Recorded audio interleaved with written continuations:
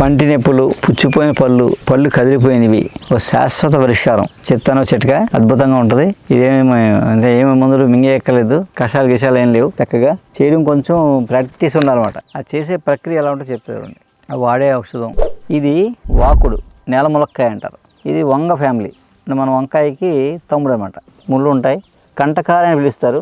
కంటకార అంటే ముళ్ళు కాదు, అదేని అర్థం. ఎక్కువ ముళ్ళు కాదు, ఆకు కూడా ముళ్ళు ఉంటుంది దీనికి. ఈ కాయకి ఏం చేస్తారు, దానికి పంటి నొప్పికి ఏం చేస్తారంటే ముందు ఈ కాయలో గింజలు ఉంటాయన్నమాట. ఈ గింజలన్నీ తీసి ఎండబెట్టేసుకుంటారు. గింజలు తీసి ఎండబెట్టేసి శుభ్రంగా ఎండబెట్టేసుకొని ఈ గింజలన్నీ డబ్బాలో దాచుకుంటారు లోపల. దాచుకుని ఎవరైనా పన్ను వచ్చిందనుకోండి, ఆ ప్రాక్టీస్ వైద్యం చేసేవాళ్ళు, ఆ మూలిక వైద్యం చేసేవాళ్ళు గిరిజనులు ఇలా కూర్చొని చెప్తారు.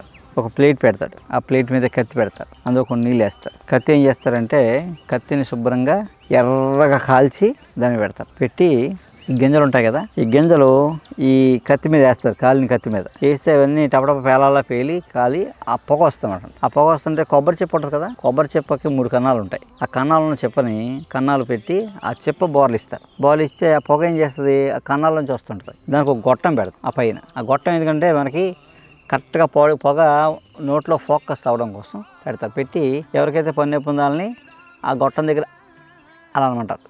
ఈ పొగ నోట్లోకి వెళ్తామంట.